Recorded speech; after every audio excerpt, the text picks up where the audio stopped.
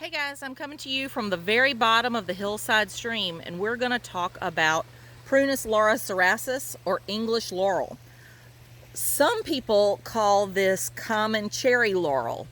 Is that not confusing after we've already learned Carolina cherry laurel? So this is the parent plant of autoleucon that we've already discussed. And autoleucon, you remember, is dwarf. I'm going to step back so you can see. These guys are not dwarf. They're every bit of 8 or 10 feet. The leaf arrangement is alternate. The leaf form is simple.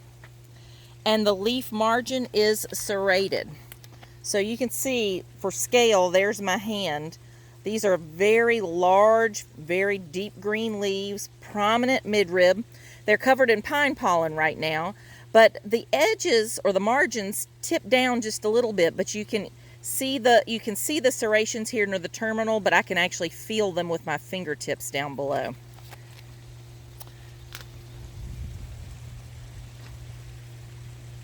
The form is naturally very rounded. For soil preferences, it's noted that this plant is pH adaptable, so it can adjust to whatever the soil that is available, but it does prefer high organic matter. Moisture preferences, it likes it well drained. Pruning Info, it tolerates it well to control size. We regularly need to push this guy back off the patio, off the walkway to allow access, because this one's been here for a while, it's very established, and it's an aggressive grower. The growth rate is considered average. The exposure to light is partial to shade, so that's why it's seated so nicely down here at the bottom of the hillside garden. Climactic hardiness zones are 6 to 8, so we're right at the top of its comfort zone. Flowers are, landscape uses, groupings and masses, hedge or screen. Flowers are showy, late spring to early summer. We've just missed these.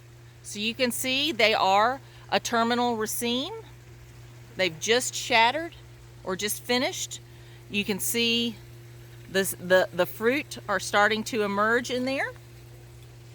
The fruit, and they bloom white, as so many things in the spring do.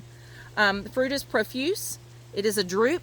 When ripe, it's purple to black, 1/3 to 1/2 of an inch, and it is not considered edible. The autumn color is not applicable. Leaf texture is medium, and I would even say medium to coarse. A lot of this foliage really is 4 or 5 inches long. Pretty bold.